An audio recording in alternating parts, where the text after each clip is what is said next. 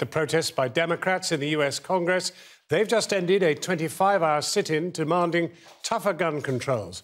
Joining us now from Washington, the Democratic Congressman Alan Grayson. He's part of the protest. He's just come off the floor of the Congress. He also represents the city of Orlando, which, of course, has suffered the worst gun massacre in recent times. Also in Washington is Neil McCabe from Armed American Radio. Congressman Grayson, obviously, for every reason, you're demanding tighter gun control. But why does it take a dispute like this on the floor of the House to get anything done? It's a failure of democracy. It's that simple. We're not any longer seeing government of the people, by the people, and for the people. The NRA has an iron grip over one of the two parties in America, the Republican Party. They determine the outcome of their primary process time after time, and they're insisting against common sense that we sustain the ability of virtually anyone to kill large numbers of people in a very short period of time. Neil McCabe, I mean, you're a great defender of the gun in America and people's right to carry them, but even you must be absolutely shattered by what happened in Orlando and must indeed want people who have doubtful sanity, people with terrorist instincts. You need to be able to stop them buying guns. Well, certainly we all mourn for the victims by this terrorist and also by the police who raided the club and ended the crisis. It's terrible, and let's not forget there are some people still in the hospital who are recovering, so there's an additional 50 survivors who are in hospital, and we think about them also. But that doesn't mean that we rewrite our Constitution on the fly for what did you say, John? Terrorist instincts.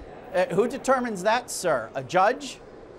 Well, that's exactly the question, isn't it? Congressman, what exactly would these laws do that you want to bring in? Well, I've introduced a one-sentence bill to reinstate a law that was in effect for 10 years until it expired, an assault weapons ban.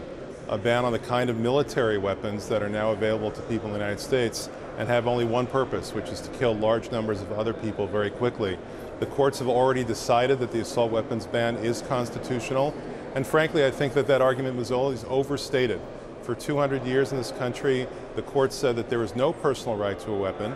In the Heller case recently, the court said that some people have the right to a handgun in their own homes.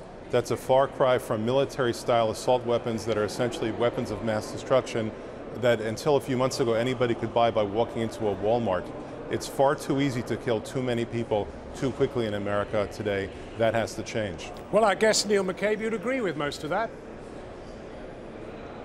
Not much of it, John. What about automatic weapons? I don't really know where to start. Well, I mean, what about automatic weapons? Start there. Are we talking about semi-automatic weapons or an actual weapon of war? Well, I don't see what the problem is, John. What is the problem with having a gun, John? Seriously, what is your problem with having a gun? Who are these people that you don't trust? Congressman, could you answer him? Yes, you can never know what is in people's heads. You can never know what is in people's hearts. But for sure you can know what is in their hands. And we have to make sure that what is in their hands is not a weapon that will allow them to kill one person, kill Congressman, with one weapon, almost 50, don't interrupt me, almost 50 people in a matter of a few minutes. There is a video of the incident itself that's on the internet that was posted by one of the victims. There were 17 gunshots in 5 seconds, and the shooter actually broke in the middle. Congressman, who are these terrorists? Who are these terrorists who are going to fill out background check forms, and if they're denied, just stop? If someone is a real terrorist, don't you think they're going to keep going? Mr. McCabe, and you know yourself, sir. Go ahead. Well, Mr. McCabe, could you just address the specific question that was being made by the congressman there, which is this issue of semi-automatic rifles, 17 shots in 5 seconds? Well, I don't see what the problem is with that in and of itself. And certainly the congressman understands that in neighborhoods abandoned by the police or in rural areas where there's wild animals, and there are certainly cases where the congressman would want an American citizen to be armed if him and his family were in danger. Congressman? Right, Congressman?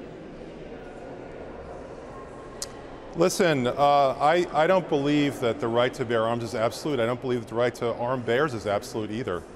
In either event, you're talking about wise laws that are necessary to save the lives of ordinary people, like the 49 people who were killed tragically in my district by someone who was able to walk into a gun store and buy a weapon that could kill that many people in a matter of a few minutes. I have to think that that's more of a concern to people in my district right now than some hypothetical that you're describing about bears. Well, so this killer was interviewed at least twice by the FBI. His friends were calling the police. The gun store called the police. I mean, certainly, if I think the breakdown was not the fact that he had a gun. The breakdown was that law enforcement didn't pursue its leads. Correct?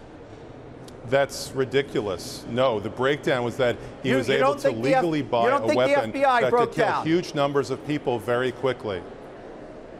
They interviewed him 3 times. They put him. Yeah, Mr. McCabe, let the congressman speak. Nobody should have the so-called right to kill huge numbers of their fellow human beings with impunity in a short period of time. I thank God that the man at least was not able to escape. If he had been, he would have been shooting all over town all night long. Is that the kind of country that you want to live in? I want to live in a country, sir, where I can defend myself, I can defend my family. So you're saying I'm a victim?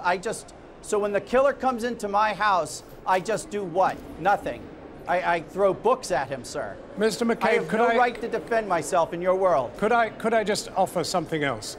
I don't know if you know what this looks like from outside America looking in, but your country possesses more guns per person than there are people. I mean, there are more guns in America than there are people to wield them. This, to people outside, looks completely mad. You have more deaths by gun than any other developed country on earth. That surely has to be tackled. Do you accept that? Well, I accept your statistics, but I don't think that that's a reason why people aren't coming to America.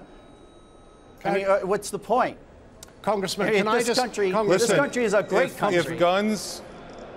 If guns could make people safe, America would already be the safest nation on the planet. We're not. We have among the industrial countries by far the highest death rate. Only places like Colombia and Syria and Venezuela even come close to the United States, places where there's literally open warfare between armed groups. Guns do not make us safe. I just think that's ridiculous. Guns kill us. That's ridiculous, sir. That's ridiculous, sir.